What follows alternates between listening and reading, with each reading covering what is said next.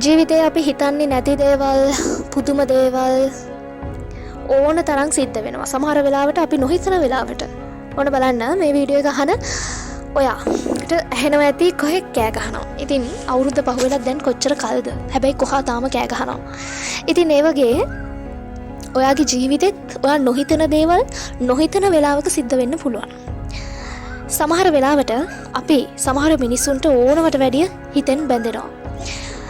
ඒ වගේම සමහර වෙලාවට මේ මිනිස්සු වෙනුවෙන් අපි කැප කරන්නේ අපේ ජීවිතයේ තියෙන ගොඩාක් වටින දේවල් වෙන්න පුළුවන්. හැබැයි අවසානයේදී මේ මිනිස්සු අපෙන් ගන්න තියෙන හැම ප්‍රයෝජනයක්ම අරගෙන අපිව දාලා යනවා. ඒ වෙලාවට අපේ හිතට දැනෙන දුක කියා ගන්න බැරි තරම්. ඇත්තටම කිව්වොත් මේ වගේ දේවල් නිසා අද සමාජයේ ගොඩාක් අය දුක් විඳිනවා. හිතෙන් විඳවනවා. එයාලා අඳුරු මතක ගොඩාක් මැද තමයි ජීවත් වෙන්නේ. හැබැයි මේකේ ඇත්ත නැත්ත ඔයා තාම දන්නේ නැහැ. හොඳට මතක තියාගන්න. ඔයා මේ වීඩියෝ එක බලන්න පෙළඹුණේම මේ වගේ දෙයක් නිසා වෙන්න පුළුවන්. හොඳට මතක තියාගන්න. මේ දේ ඔයාට උනේ ඔයාට පේන්නේ නැති ලොකු ආශිර්වාදයකට. ඔයාට ගැලපෙන්නේ නැති මිනිස්සුන්ව විශ්වය ඔයාගෙන් ඈත් කරනවා.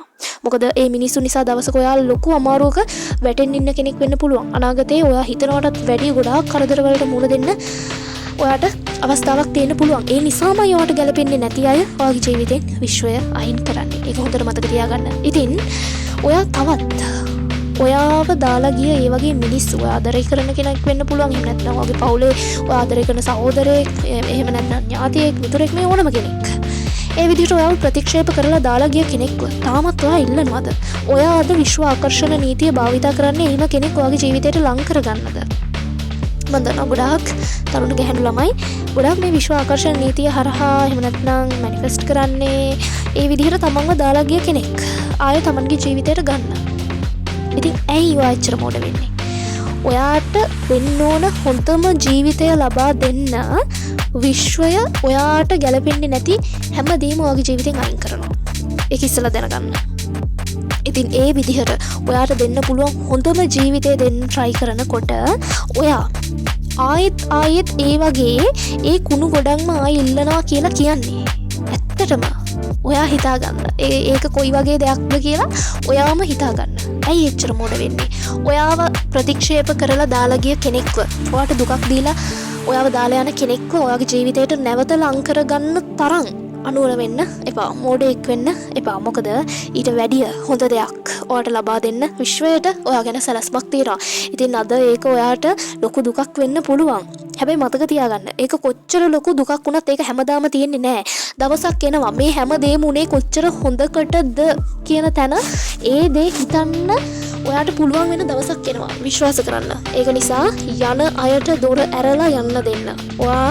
ඔයාගේ ජීවිතේ ඒ කිසිම දෙයක් නිසා වට ගන්න එපා. ජීවිතේ අපි නොහිතන දේවල් සිද්ධ වෙනවා තමයි. ඒක හරියට මේ කෑ ගහන කොහා වගේ. අපි නොහිතන වෙලාවක අපි නොහිතන දේවල් සිද්ධ වෙනවා. ඒ දේවල් අපිට පාලනය කරන්න බෑ. ඒක නිසා හොඳට මතක තියාගන්න.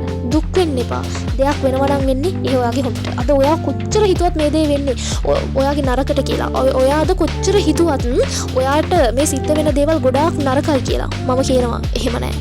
ඔයාට ලැබෙන්න පුළුවන් හොඳම ජීවිතය ළඟට ඔයාව ගෙන යන්න තමයි ඔය හැම කරදරයක්ම ඉන්නේ. ඒවා ඇත්තටම කිව්වොත් සැඟවුණු ආශිර්වාදයක්. විශ්වෙන් කවදාවත් ඔයාව දාලා ගිය කෙනෙක්ව ඉල්ලන්න තරම් ඔයා මෝඩෙක් වෙන්න එපා. මොකද ඒක හරියට ඔයාට රත්තරන් කන්දක් දෙනකොට ඔයා එක රන් කාසියක් වෙනුවෙන් පොරබදිනවා වගේ දෙයක්. ඉතින් ඔයාට රත්තරන් කන්දක් තියෙනකොට එක රන් කාසියක් පස්සේ දුවන්න එපා. මොකද විශ්වය ඔයාව විශ්වයට ඕනි ඔයාට දෙන්න පුළුවන් හොඳම ජීවිතය දෙන්න. ඉතින් ඒ ජීවිතේ පිළිගන්න ලෑස්ති වෙන්න. බොරුවට දුක් වෙන්න එපා. එහෙනම් මේ කියන කාරණේ හොඳට මතක තියාගෙන දැන් ඔයා කල්පනා කරලා බලන්න. ඇත්තටම ඔයා දුක් වෙන්න ඕනිද කියලා.